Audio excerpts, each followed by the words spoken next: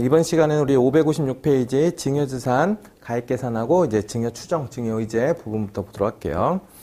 이 부분부터는 이제 이 부분부터 증여 나머지까지는 그냥 간단하게 여러분들 중요한 거 체크해드리는 것만 보시고 한번 읽어보시고 이게 증여인지 아닌지만 확인하시면 돼요. 일단 첫 번째 일반적인 증여라고 해서 이제 신탁 이익의 증여라고 하면 일단 신탁을 했을 때, 재산을 맡겼을 때, 그 재산에 맡긴 이익의 수익자가 예를 들어 타인이었으면 그 수익을 얻는 자한테 증여를 한 걸로 보겠다. 이런 개념이에요. 그래서 신탁의 이익을 받을 권리가액 자체를 우리 증여재산가액으로 보고 과세를 하겠다. 뭐 이런 개념이니까 한번 보시고. 그 이번에 보험금의 증여, 이건 뭐예요? 아버지가 보험금을 납입을 하고 이제 보험의 수익자를 자녀로 한 거죠. 예를 들어서 그럼 자녀한테 뭘 한 거다? 보험을 나중에 수령을 하면 그 수령인이 증여한 걸로 이제 우리가 그 납입한 자가 이제 우리 그 수령인한테 증여한 걸로 보고 증여재산가액으로 보겠다 이렇게 나와 있죠. 그래서 한번 그 1, 2번을 읽어보시고 그 대신 다만 보험금 자체가 나중에 상속재산으로 포함해서 상속세가 과세가 되면 그때는 증여재산가액으로 보지 않겠다는 거죠. 그래서 그렇게 나와 있으니까. 그다음에 3번에 이제 저가양수, 내가 싸게 사거나 비싸게 팔았어요. 그때 이제 우리가 이익이 생겼을 텐데 그걸 증여를 한 걸로 보겠다. 그래서 그것도 한번 잠깐 규정을 볼게요.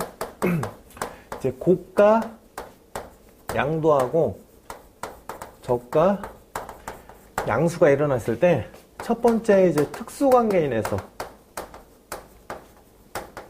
이런 행위가 한 거예요. 그래서 저가 양수하고 고가 양도가 일어났고, 두 번째 이제 비특수관계인. 이랬을 때 보통 대가 차익 있죠. 그거를 이제 원래 시가와 차익을 이제 계산을 했었어야 되는데, 시가만큼 보통 팔고 시가만큼 그 금액으로 사고 하면 상관이 없겠지만 차이가 났을 텐데, 얘네들은 규정은 요건이 이거예요.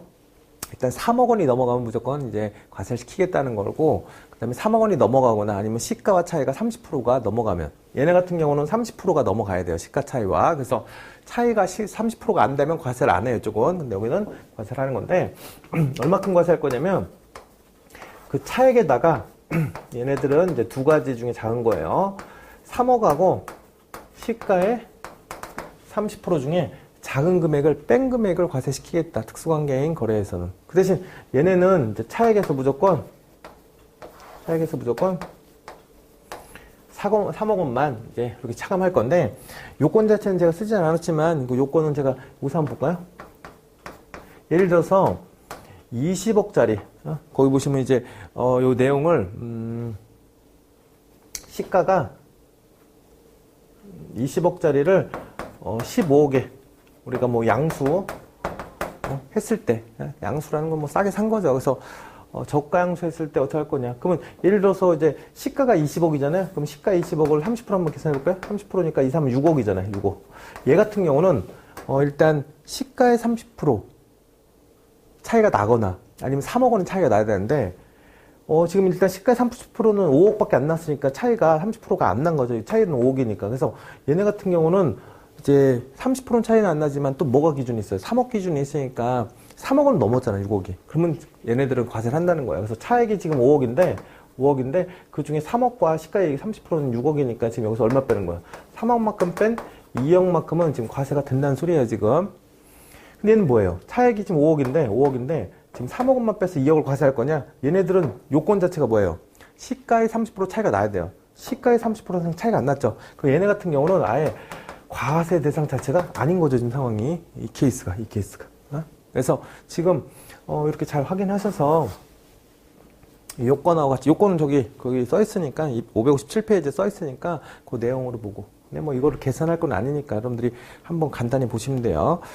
그 다음에 증여재산에서 제외되는 거, 여러분들 제외되는 거라고 해서 뭐 전환사채, 그 다음에 상장법인 주식으로 이제 증권시장에서 사거나, 아니면 그 밖에 부당행위가 적용 안 받는 금액들은 제외한대요. 그래서 증여로 보는 것들은 그걸 제외하고 이제 거래했을 때. 그 다음에 4번에 채무 면제 등에 따른 증여이익. 채무를 그냥 면제받았어요. 그래서 제3자로부터 채무 인수 변제를 받은 자들, 면제를 받거나 대신 변제를 받으면 다 증여한 거죠. 증여한 걸로 보겠다. 뭐 이런 것들. 그 다음 페이지 558페이지. 부동산을 무상 사용하게 했을 때도 우리 증여로 이제 본다는 규정인데, 이건 요건만 잘 보세요. 1번에 일단 무상으로 사용함으로써 얻은 이익 자체가 거기 보시면 얼마예요? 1억 원 이상 동그라미 쳐놓으시고 부동산 무상 사용은 1억 원 이상 이익을 얻고 그 다음에 무상 사용 기간이 5년을 초과하면 다시 계산하겠다는 거예요. 그 금액을. 그래서 5년간 하여튼 그 기간에 이제 무상 사용한 금액을 찾는 거다 이렇게 보시고 이 경정 경우등 그 청구 특례라고 해서 거기 보시면 이제 뭐라고 썼냐면 부동산 무상 사용에 대한 이익의 증여 규정에 따라서 증여세를 결정 또는 경정받은 자가 부동산 무상 사용 기간 중 부동산 소유자로부터 해당 부동산을 상속 증여받거나 무상으로 사용하지 아니하게 된 경우. 그러니까 지금 무상 사용하다가 이제 예를 들어서 결정이 나온 거예요. 그래서 고지가 나왔는데 나는 실제로 그 기간에 이제 우리 무상 사용하다가 중간에 상속받았거나 증여받아서 세금을 냈대요. 그러면 그때는 사유 발생일로부터 언제? 3개월 동그라미 쳐놓으시고 3개월 이내에 경정 청구하시면 된대요. 경정 청구하시면 그 금액에 대한 부분을 뭐 확인해 보겠다 뭐 이런 개념으로 보시면 되죠. 그래서 결정이나 경정 청구를 할 수 있게 해줬어요. 무상 사용하는 줄 알았더니 그 세무서에서 그런 줄 알았더니 나중에 실제로 상속받고 증여받았대요. 아니면 이제 무상 사용을 안 하기로 이제 했다 이렇게 나왔으면 그때는 그거 빼셔야 되니까. 그래서 오른쪽에 6번에 금전대출. 금전대출도 이제 돈을 빌려줬으면 무상으로 빌려주면 안 되죠. 그래서 거기 금액 자체가 이거는 1억 원 이상의 금전을 거기 보시면 무상 대여한 거예요. 1억 원 동그라미 쳐주시고 왼쪽은 여러분들 무상에 따른 이익 자체가 1억 원을 얻은 거고 뭐 임대료 합계가 뭐 1억 원이 넘어가면 이제 그렇게 과세한다는 거고 이쪽에선 금전 대출 자체가 1억 원 넘어갔을 때는 이렇게 적정 이자율 안 받으면 이제 부당행위죠. 부당행위 해서 그렇게 증여로 보겠다. 그 다음에 밑에 보시면 자본거래에 따른 증여. 이것들은 굉장히 다양해요.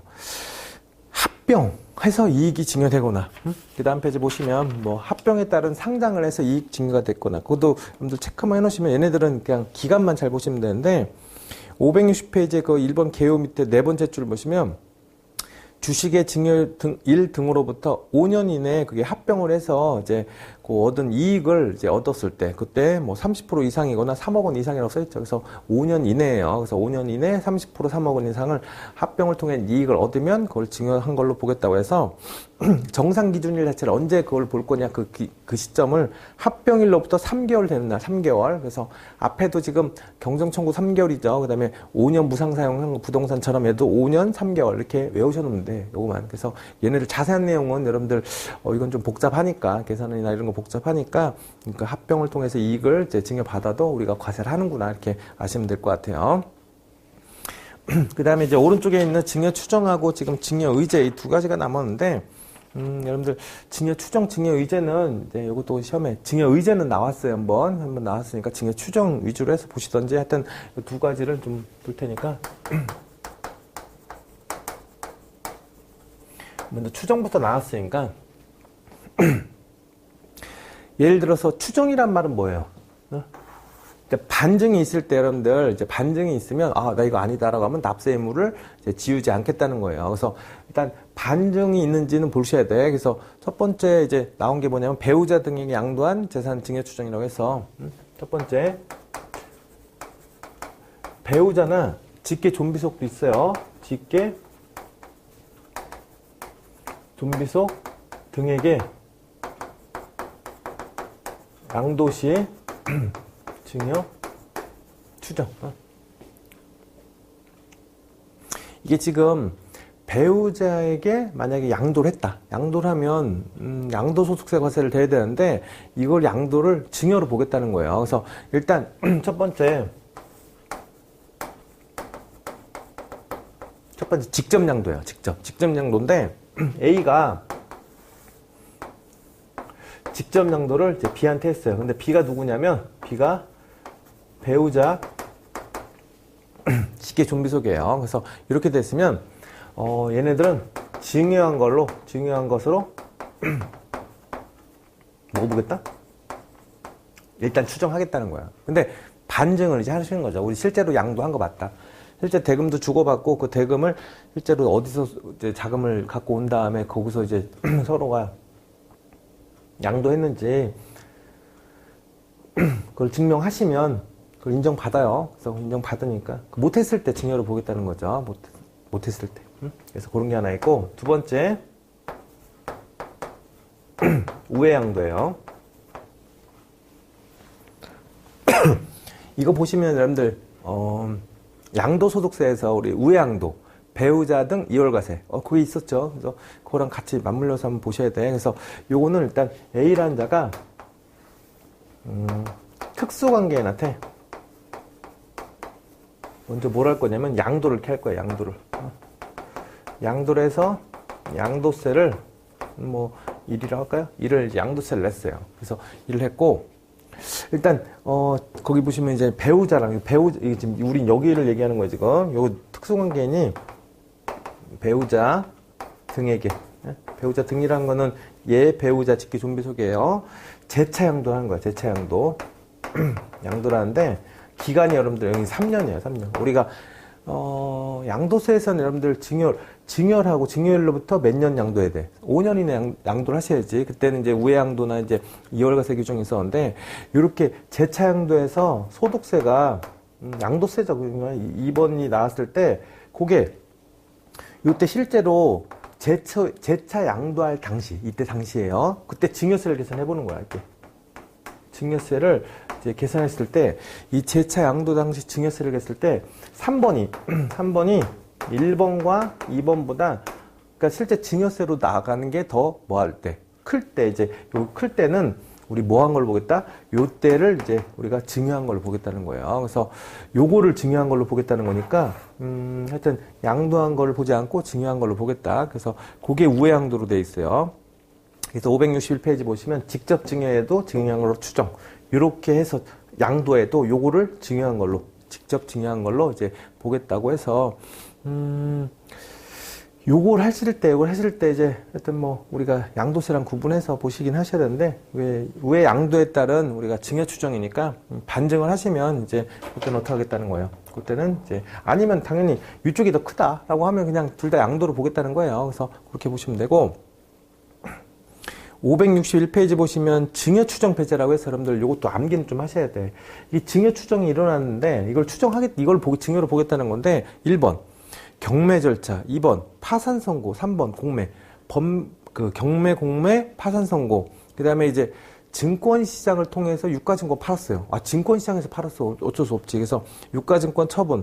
그 다음에 얘네들이 명백한 경우, 실제 명백하게 우리가 양도한 것으로 입증하는 경우, 그래서 그렇게 명백하게 인정되는 경우는 우리가 증여로 보지 않겠다. 그래서 그 증여 추정을 딱 읽어보시면 이건 양도한 걸로 그냥 볼 수 있겠구나라고 볼 수 있는 거예요. 그래서 이 증여로 추정하는 건 그게 아닌 케이스니까 이렇게 보시면 될 것 같고, 그 다음 페이지 보시면 재산 취득자금의 증여 추정인데, 여러분들이 이제 나중에 이제 집을 사거나 뭐 어떤 돈이 필요해서 이제 그 등기를 하는 무슨 거래를 했을 때 세무서에서 뭐가 날라올 거예요. 뭐가 날라올 거냐면 이 자금을 어디서 났는지. 그래서 일단 재산 취득 시, 채무 상환 시, 증여 추정 배제는 앞에 있는 그 경우랑 거의 비슷하니까 한번 1, 2번 읽어보세요. 그래서 등기되는 재산을 취득했을 때, 아니면 채무 상환 자금에 대해서 이거 어디서 돈 났니? 라고 해서 예를 들어서 10억 미만이다. 10억이 안 되면 80%를 입증하셔야 돼. 80%를 이상을 입증하셔야 되는데, 그다음에 10억 원이 넘어가면 2억 원을 뺀 금액을 이제 우리 입증을 하셔야 돼. 그래서 예를 들어서 20억만큼 이제 재산 취득을 했다. 그럼 2억을 빼면 얼마요? 18억이죠. 18억을 입증하셔야 돼. 그다음에 8억 정도 됐다. 8억 정도 되면 88에 64, 6억 4천 정도만 입증을 하시면 돼. 그래서 80% 이상 입증이나, 한번 볼까요? 재산 취득.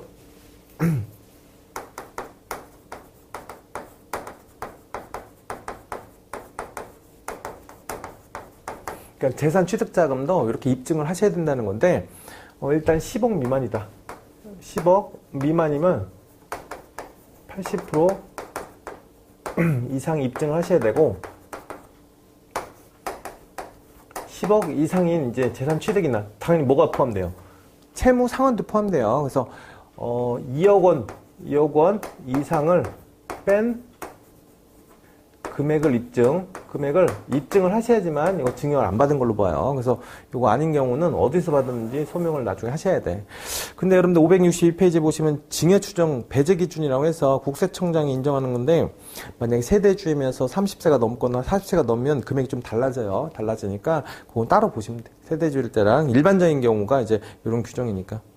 그래서 나중에 이제 하여튼 국세청 훈령으로 나온 거 빼놓고 일반적인 경우가 이런 거로 보시면 돼요. 근데 이제 그 책에는 이렇게 나오지는 않았고 하여튼 요 금액은 입증을 하셔야 되는데 이렇게 입증하라고 돼 있어요. 오른쪽에 보시면 20%에 상당하는 금액 중 이제 2억 원 중 적은 금액을 미달하는 것으로 이제 우리가 입증을 하라고 돼 있고, 자금 출처 입증할 때는 그냥 어디서 났다 하면 안 되죠. 1, 2, 3번처럼 563페이지 보시면 이미 신고된 금액들, 그다음에 신고할 거나 상속받은 이제 재산가액이나 그다음에 하여튼 뭐 그 돈이 어디서 났는지 확인되는 금액들은 이렇게 봐주겠다는 거니까 이렇게 보시고, 그 다음에 증여의제 하나 남았네요. 그 마지막으로 볼게요.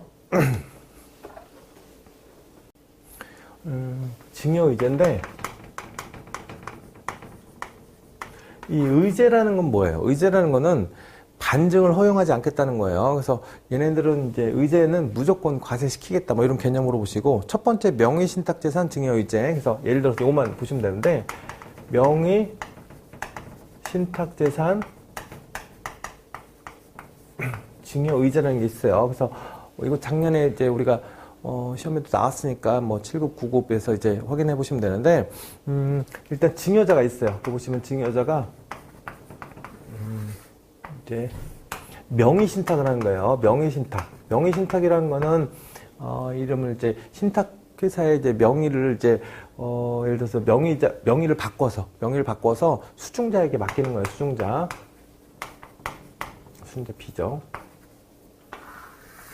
명의를 이전시키는 거죠. 그래서 이 명의를 이전시키면 굳이 특수관계 요건은 필요가 없어요. 그래서 명의를 이전시키면 원래 규정이 뭐였냐면 실제 요 제외되는 게 있어요. 명의신탁하는 재산인데 그 중에서 뭘 제외할 거냐면 그 중에서 토지하고 건물은 제외해요. 이건 따로 규정이 있으니까 토지 건물을 제외한 명의신탁이 일어나면 실질과세 원칙에 따라서 이제 명의신탁에도 실제 소유자는 얘 거잖아요. 예를 들어서 그래서 소유자한테 이제 우리가 과세하는 실질과세 원칙을 에도 불구하고 그냥 명의자한테, 수중자 명의자한테 과세하겠다. 이게 명의신탁이에요. 그래서 보통 명의신탁 재산에 대한 증여의제는 그냥 증여한 걸로 봐서 얘가 과세시키겠다는 게 요거였는데, 이번에 이제 개정되면서 여러분들 이걸 납세의무자를 실질 소유자로 지금 납세의무자를 이제 명의자에서 원래 명의자였거든요. 명의자인 A에서 실질 소유자 명의자 B죠. B에서 실질 소유자로 개정이 됐어요. 올해부터. 그래서 개정이 됐으니까 이거는 나중에 개정세법 설명할 때 여러분들 한번 그때 보시면 돼요. 그거 나중에 올려드릴 테니까. 그래서 이렇게 보시고, 실질 소유자가 이제 명의만 받아온 사람 말고 실질 소유자가 과세한다는 거고, 그러면 이제 실질 소유자가 이제 명의신탁 재산에 대해서 물적 납세 의무라는 게 있는데, 나중에 실질 소유자가 재산이 없어서 예를 들어서 이제 그거를 과세할 수 없을 때는 명의신탁에 따른 이제 예를 들어서 그 신탁 재산에서 갖고 있는 재산 자체에서 물적 납세 의무, 2차 납세 의무를 지우겠다 이렇게 돼 있으니까 그게 올해 바뀐 규정이에요. 그럼 나중에 보시고, 거기 보시면 명의 적용 배제는 한번 읽어보신 다음에 이건 좀 올해 명의신탁 규정 바뀌었으니까 하여튼 특수관계일 필요는 없다고 써 있어요. 그 다음에 이제 그 유의점이라고 해서 토지 건물은 제외를 제 다음 페이지에 이제 4번에 써놨으니까 그거는 이제 다른 규정에 따라서 거기 부동산 실권리자 명의 등기에 관한 법률에 따라서 저촉을 받으면 나중에 제재를 받기 때문에 이건 굳이 안 해도 된다는 거죠. 그래서 빼도 되고, 그 2번에 보시면 특수관계 법인 간 거래를 통한 증여 그 이익의 증여의제라고 해서 한번 읽어보시면 돼요. 그래서 그런 식으로 해서 뒤쪽은 여러분들 뭐 중요한 건 없으니까 보시고, 이거 말고 남은 게 여러분들 이제 뭐가 남았냐면 이제 우리 신고 절차하고 이제 재산평가 두 개 남았어요. 신고 절차는 여러분들 예를 들어서 언제까지 신고하고 언제까지 결정을 해주냐, 분납이 뭐냐, 그 다음에 연부연납, 물납 이런 것들만 간단히 보시면 돼요. 그래서 그거는 따로 제가 묶어서 해드릴게요. 그리고 재산평가 같은 경우도 굳이 여러분 다 외울 필요는 없고 책에 나온 거랑 제가 정리해주는 거 간단히 얘기해주는 거 체크해 넣어서 살짝 이렇게 보시면 돼요. 그래서 시험은 보통 앞에서 보통 많이 나오니까, 근데 이제 물납만 좀 주의할게 보시면 돼요. 잠깐 여기서 끊고 다음 시간에 마지막에 상속세를 정리할게요. 나머지 부분.